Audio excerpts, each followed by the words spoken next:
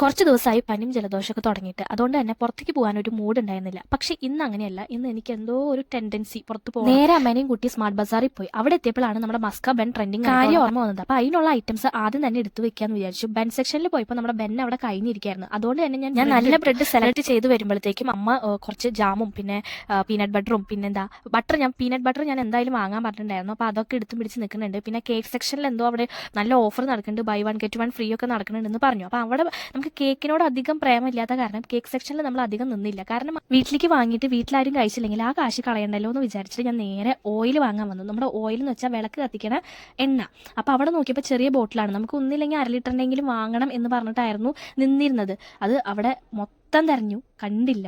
അവിടെ ഒരു സ്ഥലത്തില്ല. പിന്നെ എന്താ എള്ളെണ്ണ എന്തോ ഉണ്ട്. അപ്പോൾ അത് നമുക്ക് എടുക്കാൻ പറ്റില്ല. പിന്നെ അത് ഞാൻ അമ്മോട് പറഞ്ഞു, അമ്മ ഇത് കത്തിക്കാം, കുഴപ്പമൊന്നും ഇല്ല എന്ന് പറഞ്ഞപ്പോൾ അമ്മയ്ക്ക് അത് പറ്റില്ല. എന്നാൽ വേണ്ട, ശരി. അങ്ങനെ വീട്ടിൽ വന്ന് നമ്മുടെ ബൺ മസ്ക ഉണ്ടാക്കി കഴിച്ച് സമാധാനത്തോടു കൂടി ഒരു 6:15 ആയപ്പോൾ നമ്മൾ വിളക്കൊക്കെ കത്തിച്ച്